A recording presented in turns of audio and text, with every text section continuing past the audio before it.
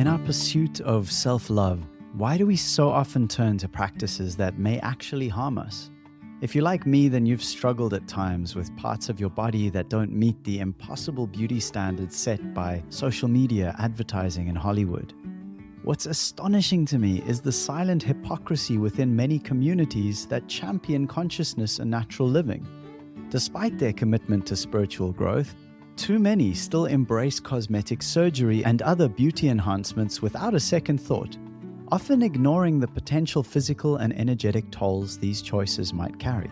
Joining us today is Raine Dunn, who transformed her own health crisis stemming from breast implants into a beacon for change.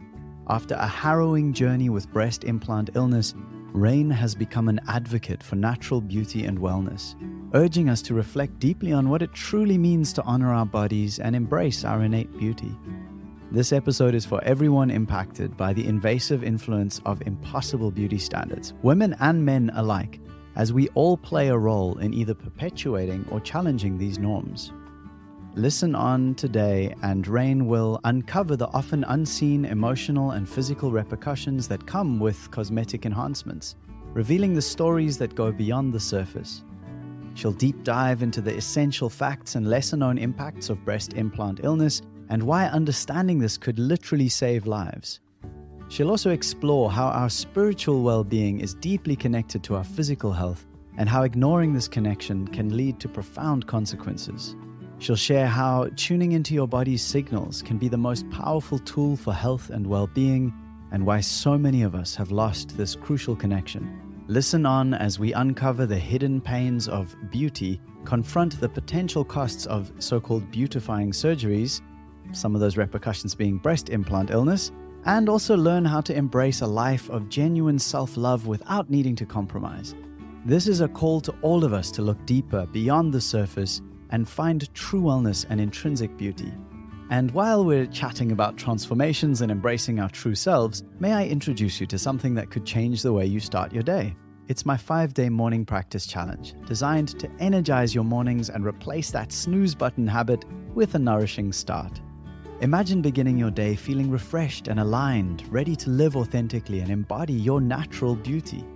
This challenge is a perfect complement to our journey today with Raine, focusing on self-care that begins the moment you wake up. Join now by signing up at alreadyfree.me/yes or check the show notes, and let's make every morning a step towards personal empowerment. I'll see you there. And now please enjoy this embodying, empowering episode with the lovely Raine Dunn.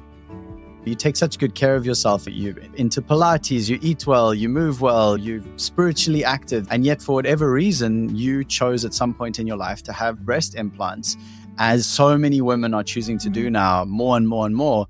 What was the motivator for you as a woman in our society to think that was a great idea? This is a question I've asked myself so many times. Like, what was I thinking? Because I never saw myself as somebody that would go ahead and do that. I was never into plastic surgery. I didn't think that it was a good idea or that it was cool. When I was younger, I used to sort of like roll my eyes at women that got breast implants. I did have big breasts my whole life from a young age. So maybe that made it easy for me to roll my eyes at them because I was naturally well endowed. And then I had my son. I breastfed for just over a year. My boobs became huge while I was pregnant. Like, they were already big. They just got even bigger. And then when I started breastfeeding, they went even bigger. And then I breastfed for just over a year. And when I stopped breastfeeding, they just like deflated into nothing. And I will say that now, in hindsight, knowing what I know now, after I had my son, I thought that it was a good idea to become vegan and go raw. And I became really skinny. Obviously, also from breastfeeding, it uses up a lot of calories. So I did become really, really slender. So, I think that maybe if I had been eating as I do now, maybe my breasts wouldn't have become as small. I think really I was underweight at the time. So anyway, they just sort of like, I always say that they were like two sad balloons after the birthday party. They just went. And I think that at that stage in my life, I was 29, 30, And I was still like very wrapped up in my appearance as part of who I saw myself as. I hadn't yet gone through my spiritual journey. That was like sort of the very beginning of it. I was actually sort of in the midst of my existential crisis that then led to the start of my spiritual journey. So I think that the decision to do that was actually part of the beginning of that, of like starting to question who I was in the world. And like my whole life I'd had beautiful big boobs and all of a sudden I didn't. And I couldn't reconcile myself with it. So I made this stupid decision, which I obviously later on regretted. But at the same time, I don't regret it because I think it's been part of my journey. I've learned a lot from it. And if having gone through that experience allows me the opportunity to speak publicly about it and warn other women, and even I always say, if I just prevent one woman from going through what I went through, it'll be worth it. So yeah, I made the decision to have surgery. Originally, I actually only wanted to have a lift. I didn't really so much have a problem with having small boobs. I think small boobs are beautiful. I think any size boobs are beautiful. Now, I think any size and any shape boob is beautiful.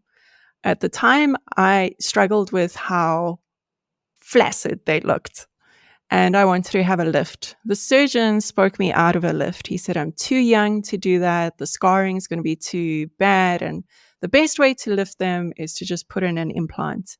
And that it was literally something that I never thought that I would do.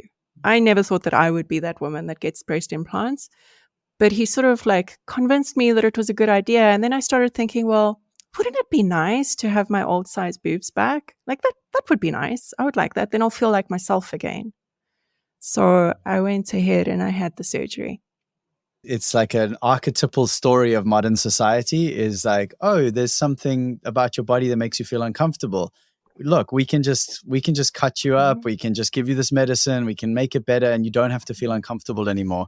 And it's interesting how it relates. And I know that the beauty standards are very different for men and women, and they are actually they're not equal, but men are becoming a lot more judged on sort of their tidiness of appearance more so than they used to be. So, but for myself, so I've grown up, my dad is like one of the hairiest people I've ever met, or if not the hairiest person I've ever met in my life. And so growing up, and he was very relaxed about it growing up. It was never a concern. And then I wasn't that hairy until sort of my early 20s. And suddenly I just went off and like I'm super hairy now. And I've had to go through this process of it's like this, instead of what I could have done, which is buy all the clippers and go for the waxes and the lasers and all the things to try and become like the ideal man. I've used it as a way to see where I'm uncomfortable with who I really am and to use it as a way to become more comfortable with that. And so it's such an interesting juxtaposition in our society. And I see how it spreads out into other realms around even sexuality or gender, or like if you feel uncomfortable in your body, it's because there's something wrong with your body. You're in the wrong body. If you just change the body, you'll feel better. And I'm not saying that isn't true at times. It seems like it's a bit quick. Like you were like, I just want to feel a bit better in my body. Maybe this lift will help. And next thing there you are getting breast implants. So I know what happened there. You had this experience, and I'm curious, did that experience make you feel better about yourself? Like, was there a sense of, oh, I'm beautiful again, or whatever the story is that you wanted to fulfill? Before I answer that, I just quickly want to say that I remember when you shared a post about your hairiness, and I so appreciated that. And I will say that, the decision for me to go ahead and get breast implants was facilitated by the fact that, like, I live in Sandton. And the sort of circles that I was moving around in at that time, it was so completely normal, as it still is. I just don't hang out in those circles anymore, but it's so completely normal. Nobody gives it a second thought. It's almost expected that after you have a baby, you will get breast augmentation. So even though I grew up in a different environment where plastic surgery wasn't normal and I never saw myself doing that, I think over time I just became so accustomed to it that it seemed like an okay decision. To answer your question, I did feel better after I had the surgery. I was happy that I had, quote unquote, my old boobs back. I felt like they looked like they did before. They were what I was used to since the age of 14. So for a long time, I was happy with the decision. I didn't think that I didn't regret it until I became sick. So let's hear more about that. So this is an experience that I think for many people is completely new, the idea that you could get sick from implants. And I know there's a bigger conversation here that I do want to have at some point in some way, which is around even in the so-called spiritual or health conscious circles, things like Botox, breast implants, fillers are very common, especially for women, but also becoming more so for men in some ways. And there's a whole piece there around, is this actually good for us? So in your case, it wasn't. And so what started to happen and what did happen, and how did you come to realize that it was actually the implants and not something else? That was a pretty long journey. I was chronically ill off and on for 4 years before I realized that it was the implants that were a huge contributing factor. I will say there were other factors at play as well, and I'll explain how that works. So basically, my illness started with really debilitating chronic fatigue and brain fog. And that happened sort of out of the blue. My whole life, I've always been incredibly healthy, fit, strong. I'm not a sickly person. So it really took me by surprise. And I didn't know what was wrong. It was very scary because I went for blood tests and everything was fine. Nothing showed up on my bloods, which is, by the way, very common with breast implant illness. Nothing will show up on your bloods. If something does show up on your bloods, they're going to attribute it to something else. So after we did all the testing and, nothing was coming back positive, my doctor, who is not a Western medicine doctor, he's a homeopath and he does Chinese medicine and acupuncture and all of that. He said to me that I have CPTSD. And he's a big joker. He makes a lot of jokes like when we're together. So I literally thought he was joking. I burst out laughing. And then he was like, no, I'm serious. So that was a whole big journey for me to come to terms with that and accept it. I had been through a lot. I'd been through a traumatic divorce, which was on the back of an emotionally and psychologically abusive marriage. And I had lost my brother to suicide. I also had some trauma from my childhood. So there was a lot there. And when I got sick, it was actually exactly 2 weeks after I went to court in my divorce, which was extremely stressful for me. So then I worked with this concept that I have CPTSD, and I'd gone into what's called dorsal vagal shutdown. Basically, your nervous system shuts down. So that's what caused that chronic fatigue. And it literally, my brain would switch off. Like I was pretty much narcoleptic. I became very sensitive to noise and light. So like sometimes if we went out in public, my brain would just switch off and I would start to fall asleep. Wesley would have to bring me home. And I was in that state for about 4 months.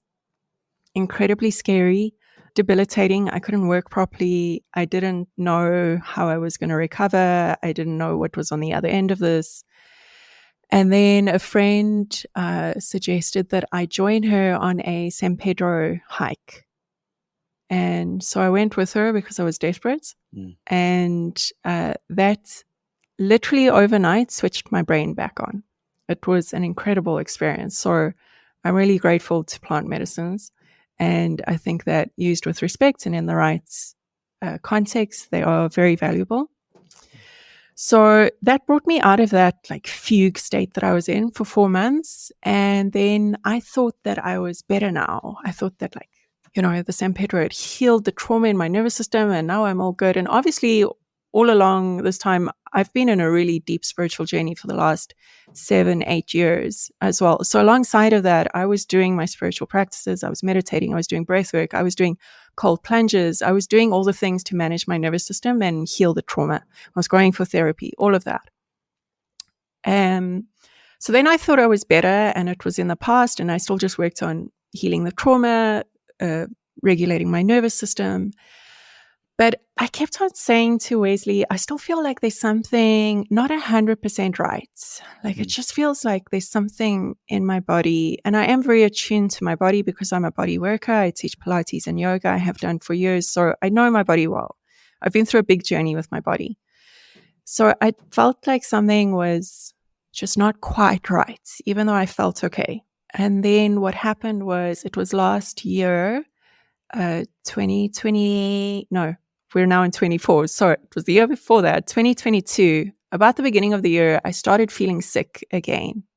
And that fatigue started coming back and the brain fog started coming back. And then slowly but steadily, I started noticing other symptoms one by one. And I started getting more and more sick. And that was really scary because here I was like a few years on from quote unquote having healed myself, and I was sick again and it was getting worse and worse. And I suddenly felt really old. Like I didn't feel young and strong and healthy anymore. And I started to wonder if this was just going to be the rest of my life, if I was always going to be chronically ill, always having to manage it. And at a certain point in time in that year, I suddenly, like out of the blue one day, because after I'd gotten the breast implants, I didn't really think about it. I never thought about it. It felt like part of my body. And one day, out of the blue, I just suddenly had this really weird sensation where I looked down and I was like, this is so fucking weird. There are plastic bags in my body. Like, why did I do that? What a weird thing to do to myself. And all of a sudden, I became really aware of them in my body. At the same time, the universe started leaving little breadcrumbs for me, and I started hearing about this thing, breast implant illness. And I started to think, I wonder if maybe they're contributing. You know, by that stage, I started thinking, maybe I have an autoimmune condition. And I thought, if I do have an autoimmune condition, maybe having implants is just like too much for my body to handle. It was a scary thought because then I thought, okay, but then if it is them, then I have to take them out. A, where am I going to find the money for that? And B, then what happens? How are my boobs going to look now after I take them out? Like, surely they're going to look terrible. So for a little while, I didn't really want to think about it. And I didn't want to admit to myself the truth that I was already realizing. But I got more sick. And by that stage, I got desperate and I thought, I don't even care. I don't care what I have to do. I don't care how my boobs are going to look. I just want to be well again. I just want my life back. And so the one night I was alone at home, my partner Wesley was overseas and my son was at his dad's house, and I decided to research breast implant illness. And I fell down a rabbit hole online. I was online for probably about 4 hours, just reading stories of women that have been through this. Wow. And by the end of that, I knew without a doubt that I had to take them out. And what I did was I sat down and I made a list of my symptoms, which I hadn't done before. Like I knew that I didn't feel well. I knew that I had chronic fatigue. I knew that there were some other weird things. But when I actually sat down and I really thought about it and I wrote down every single symptom that I could think about, I was shocked. I had a list of over 30 different symptoms at the age of 36. Healthy, strong, young woman, all of a sudden 30 different symptoms, over 30. And then I took that list that I'd made and I compared it to the list of known symptoms of breast implant illness. And there were so many overlaps, like almost every single one. And later on, when through reading more women's stories, I realized that all of the symptoms I have, some woman has experienced this somewhere in the world. And I made the decision that night that I would take them out, no matter what. I did not have the money for surgery. Obviously, medical aid doesn't pay for such a surgery. I didn't know where I was going to find the money. I didn't know how I was going to do it, but I knew that I had to do it. And my perspective was, even if this is not the final solution, even if taking them out doesn't make me well again, if there's even just the slightest chance that if I take them out, I can have my health back, I'm doing it. I'm very grateful that I didn't have to wait too long, because I didn't know how I was going to make it happen. But it was only about, I think this was round about in the July, and I had my surgery at the end of September. So it was just a few months. Because once I realized what was happening in my body, like, it just became even more obvious that the implants were making me sick. Right. And once you have that realization, it's really a no-brainer to take them out. Just amazing to me that something so common and so-called normal can be so incredibly bad for people. And I wonder how many people who aren't displaying symptoms might also be unwell, or even not attribute their symptoms to that, or think, oh, this symptom is just a normal part of getting older, but it's actually because they've got these, as you said, plastic bags in themselves. So yeah, so then take me through the continue. I just want to hear the rest of the story. I mean, it's astonishing. Yeah, so the reason that I wanted to explain how I first got ill and that I got this diagnosis of having CPTSD, which is compound post-traumatic stress disorder. A lot of people know of PTSD, but they're maybe not familiar with CPTSD. PTSD is from one big shocking event, whereas CPTSD is from an accumulation of trauma or extreme stress over time. And the reason that I want to bring that in is just to help women understand how breast implant illness works in your body. What I came to realize in my own body from my own personal experience, without anybody else telling me this, I realized that what happened was I was young, fit, strong, healthy, and I put the implants in. And my body could cope with it because it was healthy and strong. So it was ticking over, it was detoxing itself, everything was fine. The moment that I got sick with CPTSD and my body went into dorsal vagal shutdown, which is a huge strain on your entire system, it could no longer cope with the implants. The catalyst was CPTSD, and that's what made me sick the first time.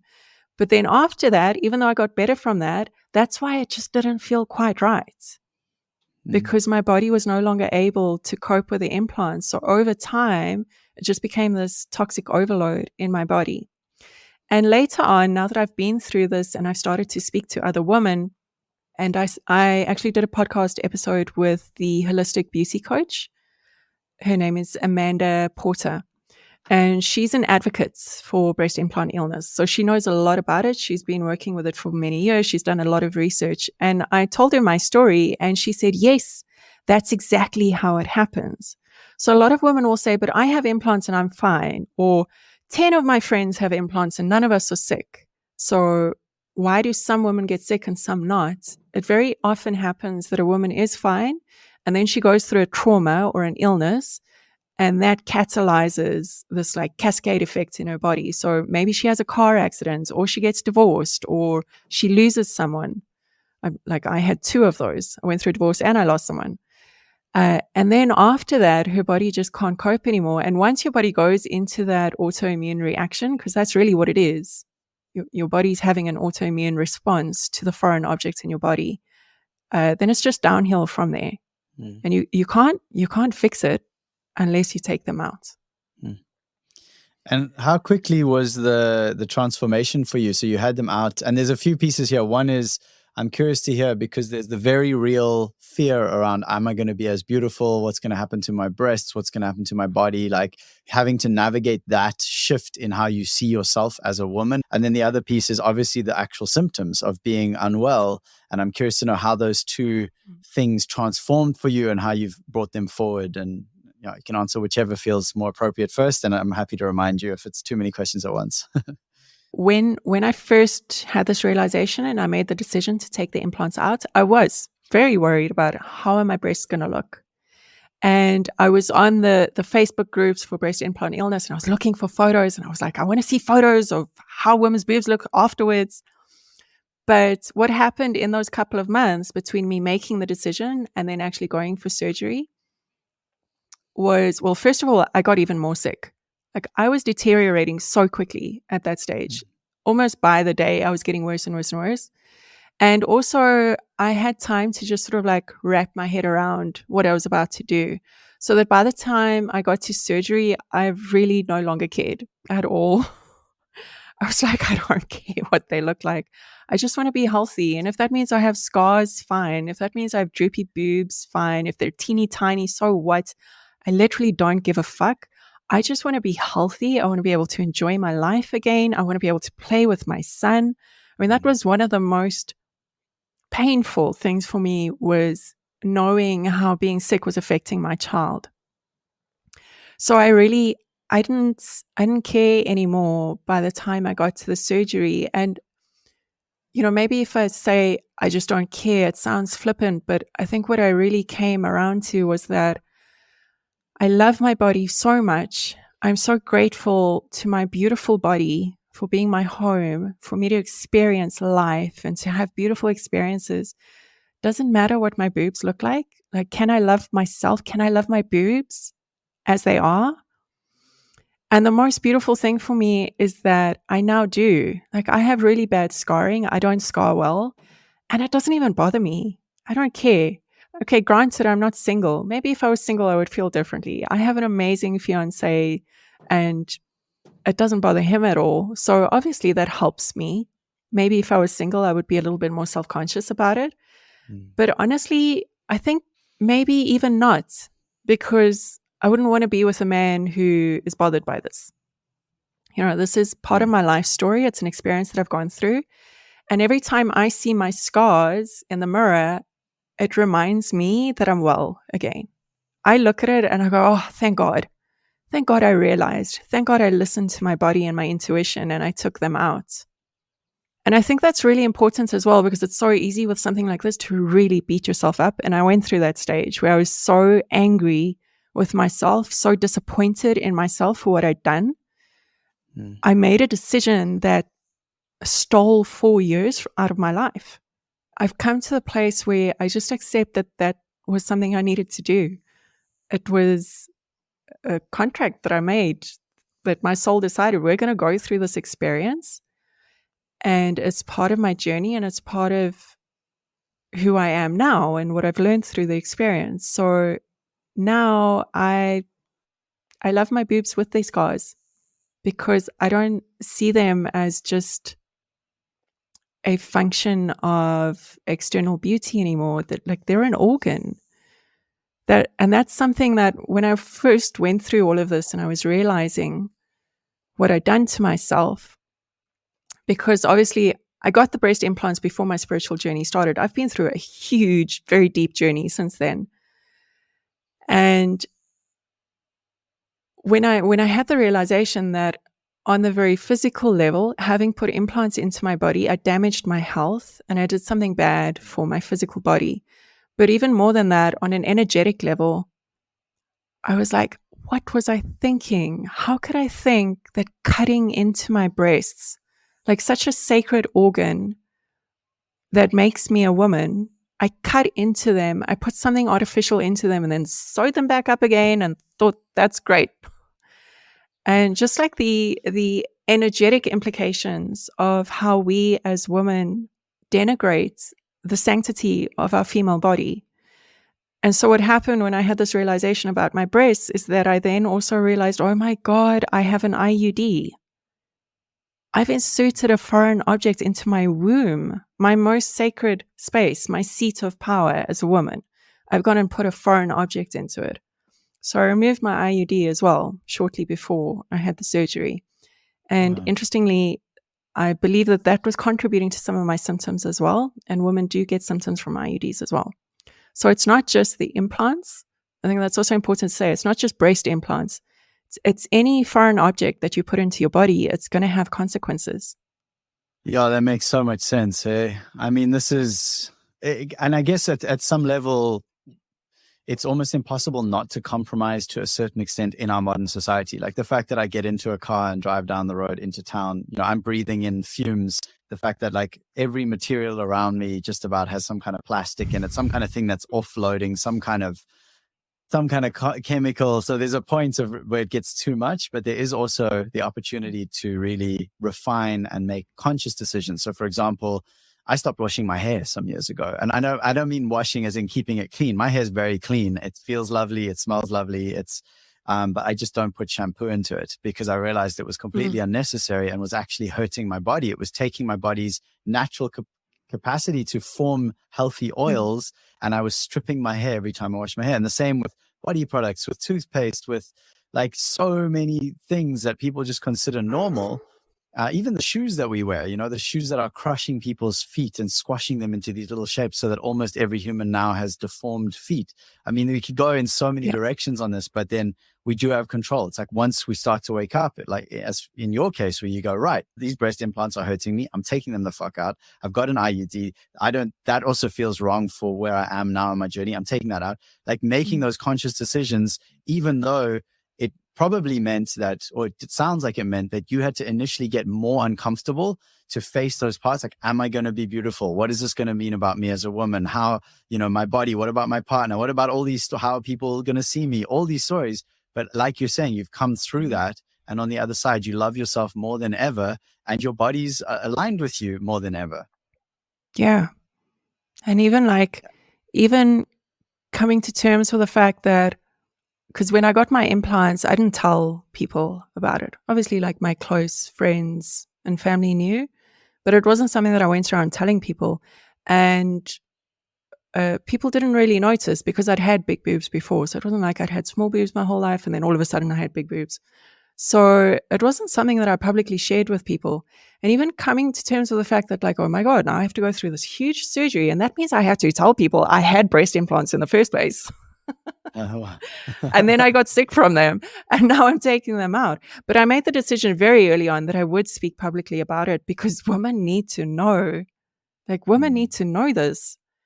It is such a travesty that this is still happening when women already started speaking up about this 40 years ago.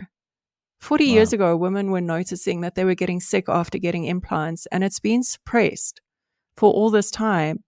And to think of how many lives have been completely ruined by it. There are so many women that get diagnoses of autoimmune conditions or like some weird thing you've never heard of before. Or they get told, like you mentioned earlier, they get told, no, don't worry, it's just aging. You're just getting old. You're in perimenopause. This is normal. So many women get told by doctors that their symptoms are normal and that they just need to live with it. And then they remove their implants and they recover completely. They become well and healthy and happy. How are we telling women that it's normal to be sick when there's such an easy, obvious solution? And so in your case, did you find that there was like an immediate turnaround? I mean, obviously you came out of a big operation, so there was the recovery period, but I'd just be curious to hear that final piece of like post-op, post-removal, what happened in your life? I did do a lot of research before I went for my surgery, and I was very prepared for the fact that it might take me a long time to recover.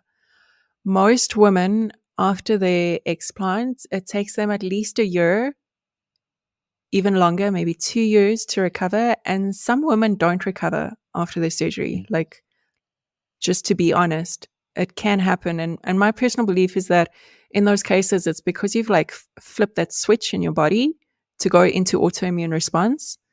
And so it really takes time to bring your body back into balance, back to health. So I was prepared for the fact that it might take me a long time to recover. I didn't mind. I didn't care. I was just excited to like get started on the journey. What happened for me was that I came out of surgery, and I'm even getting emotional just thinking about it. They rolled me out of surgery, and as I started coming to, I just felt this incredible sense of relief, and not just an emotional and mental relief of like, oh, thank God they're out. My body felt relieved. Like I could literally feel my body, like I was able to breathe properly again. And that was one of the symptoms I had. My breath became more shallow. And I just felt this incredible sense of relief that I just started crying and crying and crying. And the surgeon came over to me to check on me and to tell me how the surgery went. And I was just holding her hand and telling her, thank you, thank you, thank you. Like that's how incredibly relieved I felt in my body. And then after the surgery, it is quite a big surgery. Some women go through it very easily. For me, it was a little bit more difficult. I had a lot of pain afterwards, and my recovery was a little bit rough. So even though I was sort of in bed for a solid 3 weeks, I was in bed. I couldn't really move much. And it was really like a good 6 weeks for me to start feeling recovered from surgery. But this is what's so interesting, is that even though I was in a lot of pain, and even though my body was recovering from such a big surgery and the anesthetic and the antibiotics and all of that, I immediately felt better. There was one thing that happened which was really fascinating. I had this rash under my eye. I'd had it for a couple of months. It wasn't very big. It was a small little red rash, and it just wasn't going away. And I tried a few different things. I'd gotten medicine for it. Nothing was taking it away. And after the surgery, literally within about 4 hours of the implants coming out of my body, the rash started going away. And the next day it was gone. So that's like a very obvious example of how quickly the symptoms started resolving themselves. But what happened was, in the weeks after surgery, one by one, the symptoms just started dropping away. I could immediately feel a difference in my energy levels. Even though I was recovering from surgery and I was in bed, there was a difference, because for anybody who hasn't experienced chronic fatigue, maybe you think fatigue just means tired. It's not the same as being tired. It's a different feeling.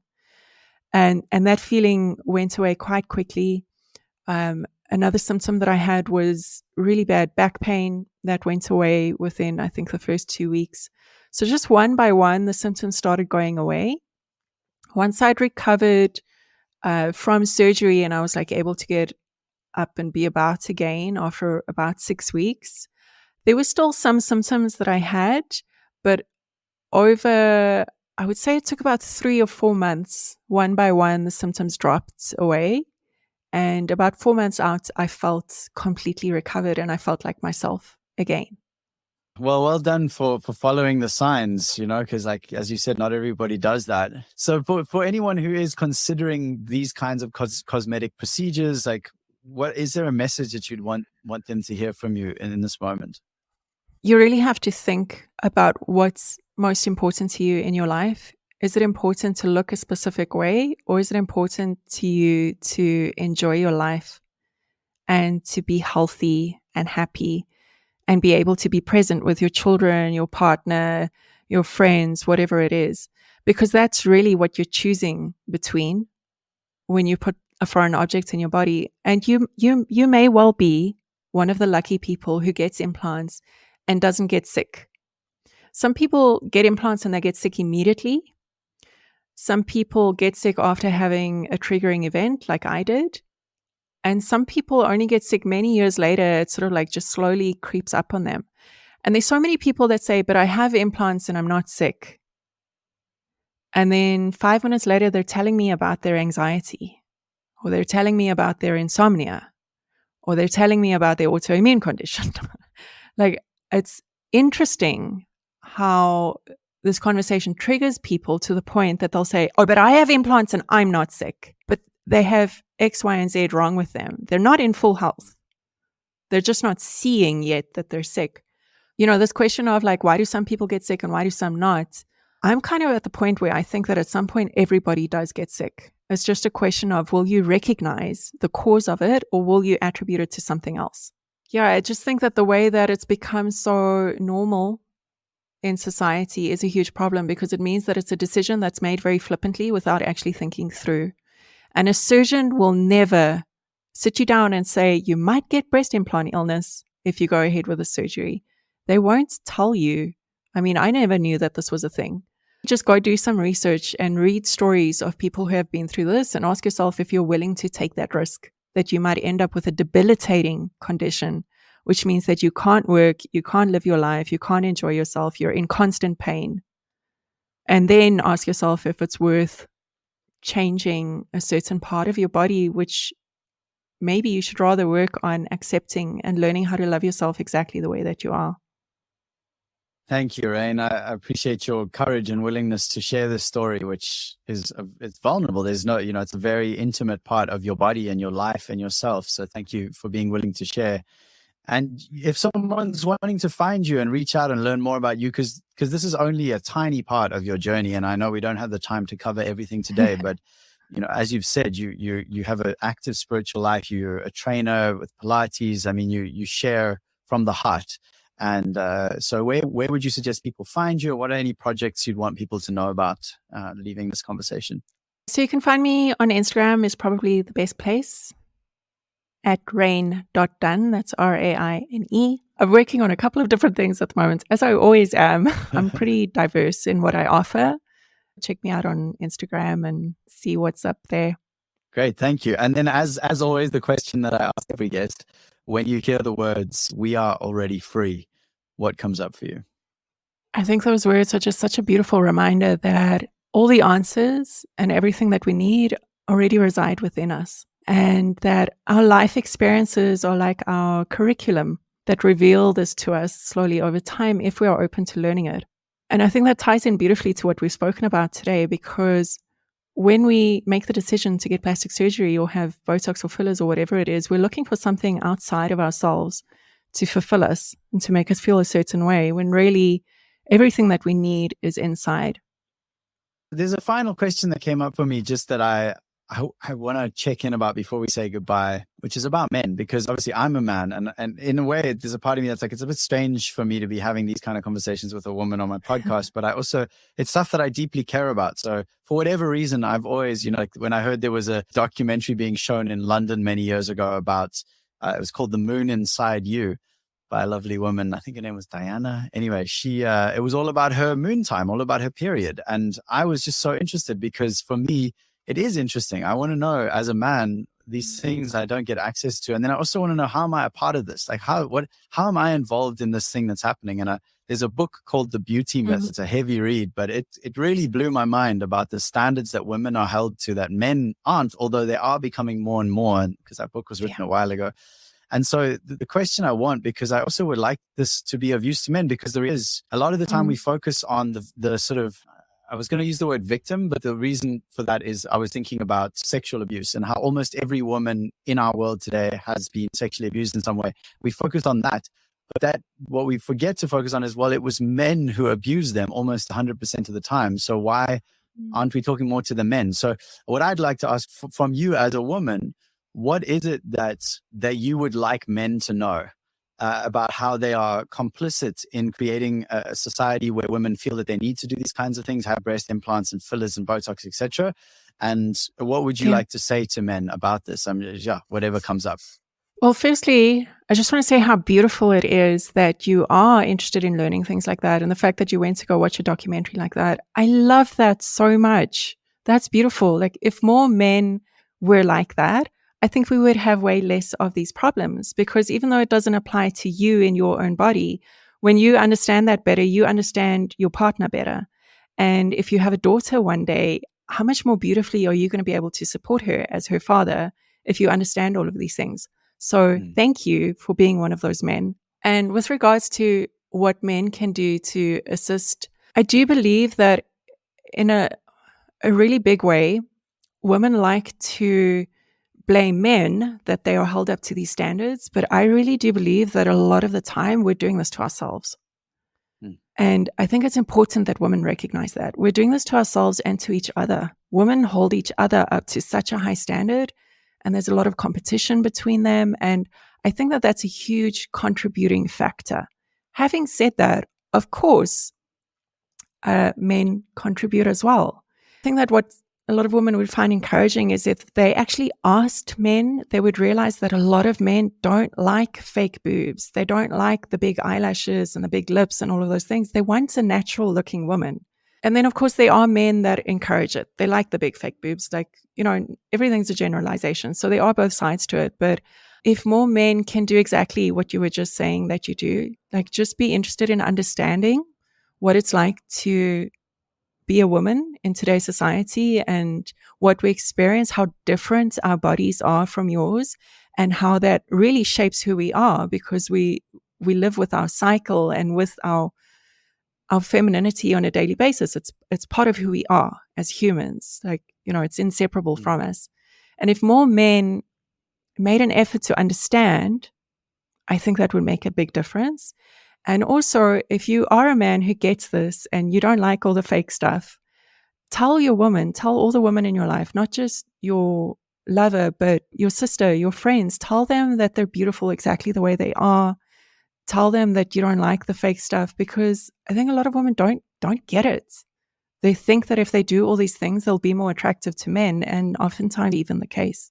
And most importantly, for men to focus on the inner beauty of a woman. Don't make it all about what's on the outside and how they look. Like, really foster her self-confidence in who she is, and the fact that she's beautiful because she has a beautiful soul, not because of what her face looks like or her boobs look like.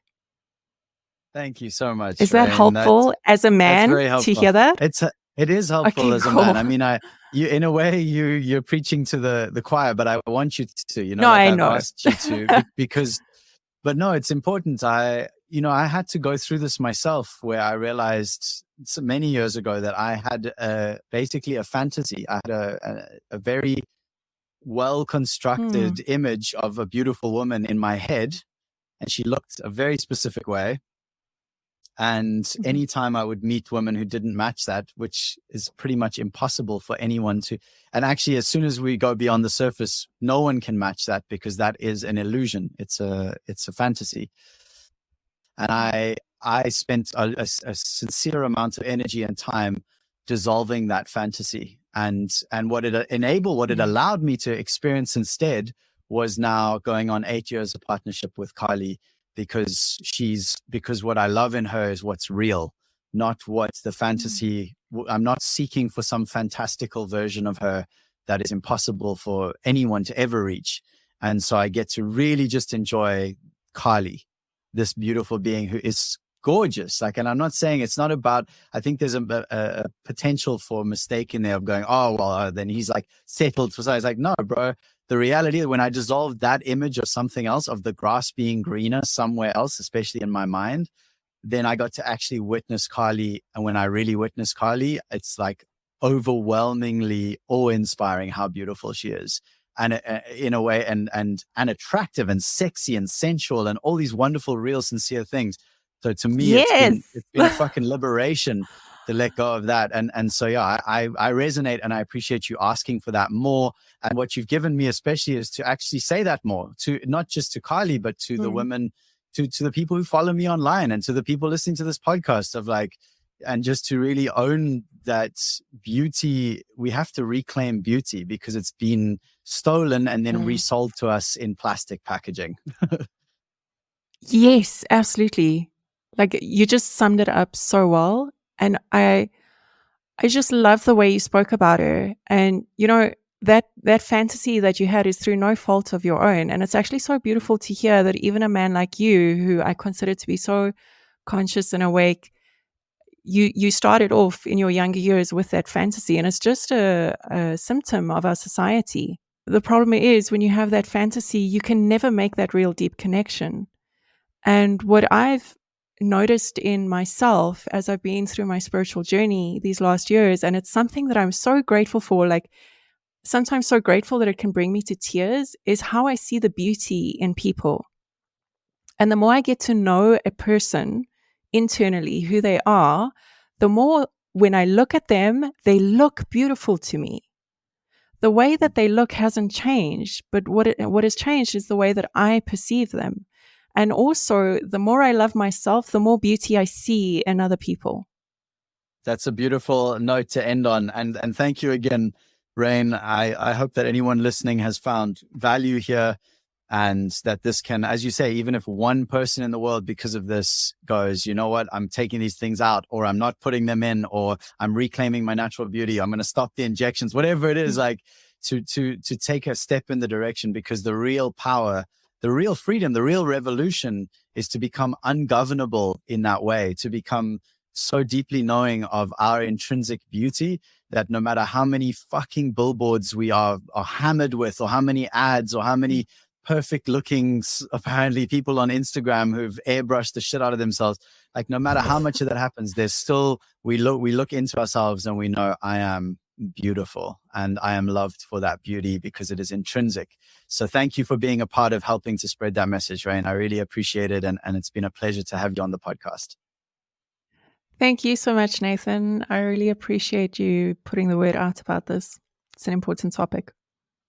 Such a pleasure. And we need to get you on again another time to talk more about all the other things that you are so skilled at and knowledgeable about. Yeah, cool. With pleasure. I would love that. It's always such a pleasure to chat to you. Awesome. You too. Thank you. Thank you for joining me today, dear listener. It's been a pleasure to share this conversation with you. Today, we've gone deep into the profound impact of society's beauty standards and the personal price of aligning with these often unrealistic expectations.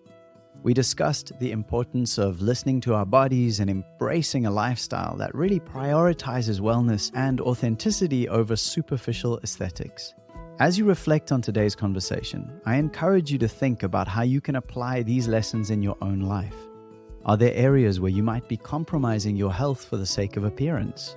How can you make more aligned choices that celebrate your genuine self? One of the things that Raine used to heal herself on this journey was something called the Healy device. You may have heard me speak about this with Freya Kellett. That was a good few episodes ago. Raine mentioned afterwards that the Healy was massively helpful in her healing after her explant surgery. And she didn't mention it because she's like, I didn't want to sound salesy because she has one. And then if she sells it to other people, then she gets affiliate marketing, etc. And I was like, no, if it's something you use and love and it's working for you, that's great. And so I just wanted to make space for that. And I will have links that you can use to find out more about the Healy. It's an energetics device. Raine uses it all the time and she highly recommends it. So there'll be a link in the show notes where you can check out further about that and a bit more info on there. So I just wanted to let you know. And yeah, thanks again for listening. If today's episode with Raine Dunn resonated with you, then you are already on the path to deeper self-awareness and authenticity. Why not take the next step in your personal development journey with my 5-day morning practice challenge? This is a free challenge designed to transform your mornings from snooze button madness to presence and alignment, setting a tone of self-love and mindfulness for the rest of your day. Each day you'll engage in simple practices that not only enhance your physical energy, but also align with the kind of personal growth we've been discussing today. Here's what previous challenge taker Adrian had to say about it. Waking up every morning in a frustrated fog, I felt hopeless. The morning practice challenge helped me switch from self-judging to self-love. I feel much more confident, safe, and peaceful. Nathan keeps it simple, accessible, and very supportive. It was totally worth it. Imagine starting your day with that kind of positive change. This is your invitation to step into a routine that nurtures your body and soul. Join us by signing up at alreadyfree.me/yes or check the show notes. Embrace this opportunity to nurture your authenticity in just a few minutes each morning. Transform your day, transform your life. Thank you again for your time and for being part of this community. Remember that true beauty and wellness start from within, and as always, we are already free.